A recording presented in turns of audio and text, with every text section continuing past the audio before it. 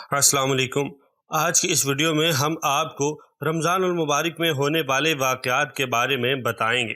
اس video کو 3 حصوں میں ڈیوائیڈ کیا گیا تھا۔ آج کی ویڈیو میں ہم پارٹ 3 کے بارے میں بات کریں گے، لیکن ہمیشہ کی طرح ویڈیو کا باقاعدہ آغاز کرنے سے پہلے ویلتھ آف انفارمیشن کے تمام دیکھنے اور سننے والوں کو محمد احسن کی طرف سے السلام علیکم۔ 21 رمضان کے واقعات۔ نمبر 1، پہلی وحی کا اترنا۔ 21 رمضان المبارک کو ہجرت سے 13 سال قبل سوموار کی رات حضرت جبرائیل علیہ السلام نبی اکرم صلی اللہ علیہ وآلہ وسلم پر غار حرا میں پہلی وحی لے کر اترے۔ بعض روایات کے مطابق یہ وحی سورہ اقرا کی ابتدائی آیات تھی، اور بعض روایات کے مطابق یہ سورہ فاتحہ تھی، جو پہلی وحی کے طور پر حضور اکرم صلی اللہ علیہ وآلہ وسلم پر نازل ہوئی۔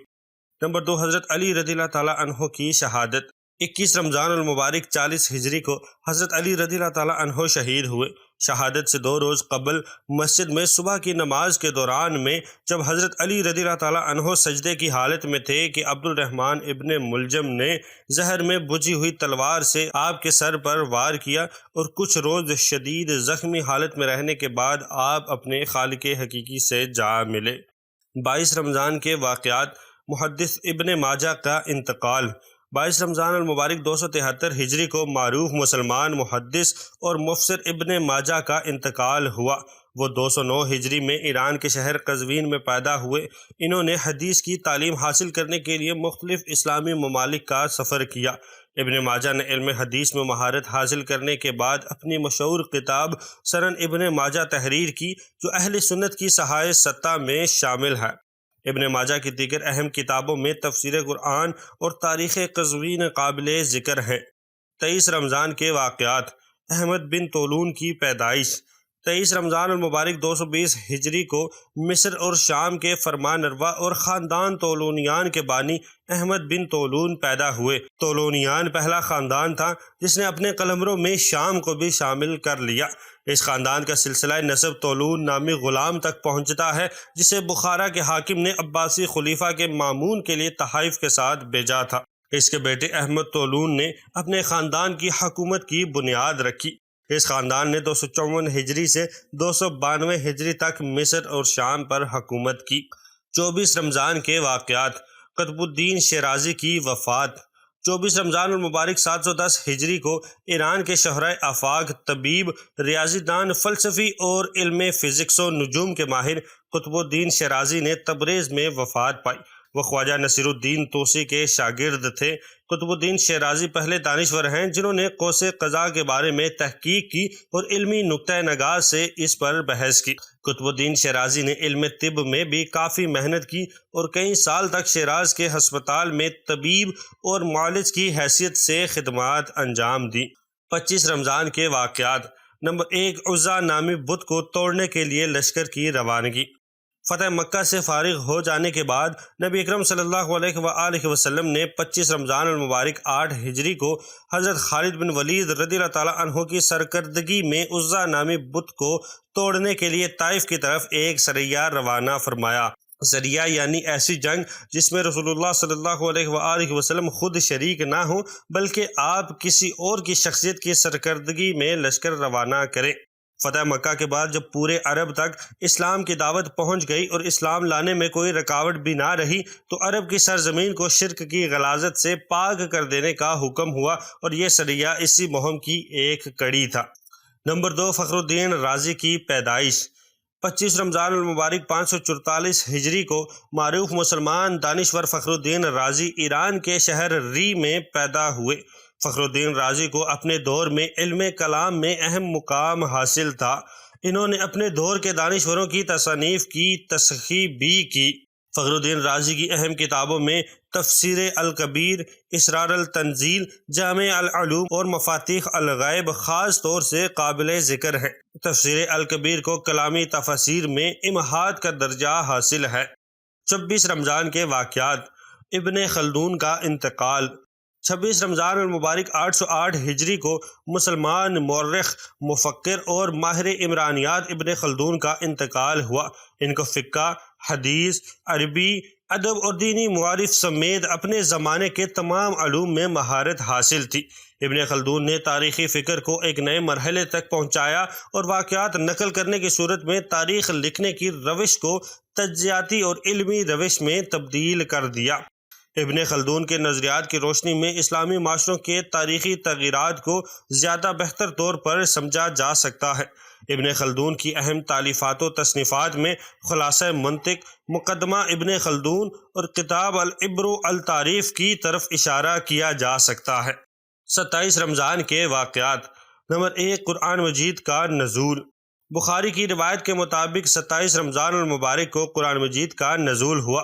بخاری کی روایت کے مطابق حضور اکرم صلی اللہ علیہ وآلہ وسلم کی زندگی کے آخری 2 رمضان میں حضرت جبرائیل علیہ السلام نے نئی ترتیب کے مطابق آپ صلی اللہ علیہ وآلہ وسلم سے قرآن مجید سنا۔ اس ترتیب کو ترتیب توقیفی کہتے ہیں۔ اس وقت قرآن کریم کو ہم اسی ترتیب سے پڑھتے ہیں۔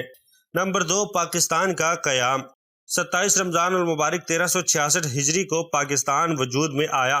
پاکستان برصغیر کے مسلمانوں کی عظیم جدوجہد کا نتیجہ ہے۔ انگریز ہندوستان کو تقسیم کیے بغیر خالص جمہوریت کے اصول پر ہندو اکثریت کے ہاتھوں میں حکومت دے کر جانا چاہتے تھے، اور کانگریس پورے ہندوستان پر ایک متعصب حکومت قائم کرنے کا خواب دیکھ رہی تھی۔ لیکن قائد اعظم رحمۃ اللہ علیہ کی ولولہ انگیز قیادت کے تحت مسلم لیگ کی عظیم عوامی جدوجہد نے ان کو یہ ماننے پر مجبور کر دیا کہ برصغیر کو تقسیم کیا جائے، اور یوں پاکستان دنیا کے نقشے پر سب سے بڑی اسلامی ریاست کے طور پر ظاہر ہوا۔ 28 رمضان کے واقعات۔ عرب فلسفی کندی کی ولادت۔ 28 رمضان المبارک 185 ہجری کو مشہور عرب فلسفی کندی کوفہ میں پیدا ہوئے۔ ان کا پورا نام ابو یوسف یعقوب بن اسحاق بن سبا بن عمران بن اسماعیل بن محمد بن اشد کندی تھا۔ ان کا سلسلہ نسب یمن کے عربی قبیلے کندہ کے بادشاہوں کے ساتھ جا کر ملتا ہے۔ انہوں نے علم فلکیات، فلسفہ طب، ادویات، کیمسٹری اور موسیقی جیسے موضوعات پر کتابیں لکھی۔ کندی نے سمندروں میں آنے والے مدو جزر پر ایک کتابچہ لکھا۔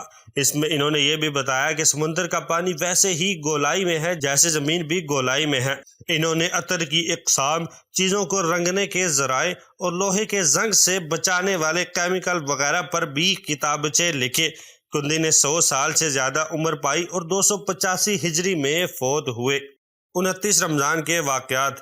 نمبر 1، ایرانیوں کے خلاف جنگ میں کامیابی۔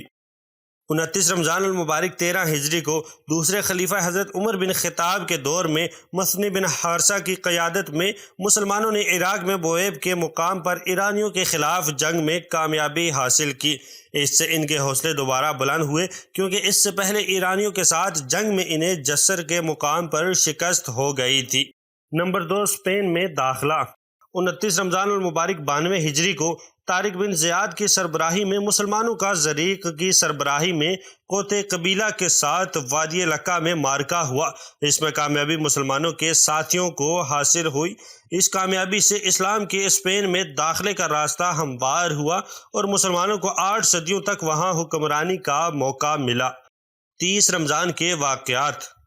30 رمضان المبارک 44 ہجری کو جلیل القدر صحابی اور فاتح مصر حضرت عمرو بن العاص رضی اللہ تعالیٰ عنہ نے مصر میں وفات پائی۔ نمبر 2، امام بخاری کی وفات۔ 30 رمضان المبارک 256 ہجری کو عظم محدث امام بخاری کی وفات ہوئی۔ آپ کا پورا نام محمد بن اسماعیل ابو عبداللہ الجوفی ہے۔ 17 سال کی عمر میں والدہ کے ساتھ حج کرنے گئی تو تحصیل علم کے لیے وہیں اقامت گزین ہو گئے۔ آپ کی مشہور کتاب جس نے آپ کا نام عالم اسلام میں زندہ و تابندہ کیا، وہ حدیث کی مستند کتاب صحیح بخاری ہے۔ آپ نے صحیح بخاری کی تدوین و تالیف کے لیے اسلامی دنیا کے متعدد سفر کیے اور تقریباً 80,000 اشخاص سے حدیثیں جمع کی۔ آپ کو 6 لاکھ کے قریب صحیح و غیر صحیح احادیث متن و اسناد سمیت زبانی یاد تھی۔ نمبر 3، ابن حزم کی پیدائش۔ 30 رمضان المبارک 384 ہجری کو اندلس کے مشہور شاعر، مورخ اور فقیہ امام بن حزم کی پیدائش ہوئی۔ آپ اندلس کے مشہور شہر قرطبہ میں پیدا ہوئے۔ امام صاحب کا شمار اہل ظواہر علماء میں ہوتا ہے۔ وہ قرآن و حدیث کے ظاہری معنوں پر زور دیتے تھے۔ ان کی مشہور تصانیف میں نقاط العروض، فی تواریخ الخلفائی اور جمہرات الانصاب بہت زیادہ مشہور ہیں۔ فقہ الحدیث میں آپ کی بلند پایہ کتاب المعلا ہے۔ یہ تھے وہ تمام واقعات جو رمضان المبارک کے بابرکت اور مقدس مہینے میں رونما ہوئے۔ امید کرتا ہوں کہ آپ کو آج کی یہ ویڈیو پسند آئی ہوگی۔ ملتے ہیں اگلی ویڈیو میں، تب تک اپنا بہت سارا خیال رکھیے گا۔ اللہ حافظ۔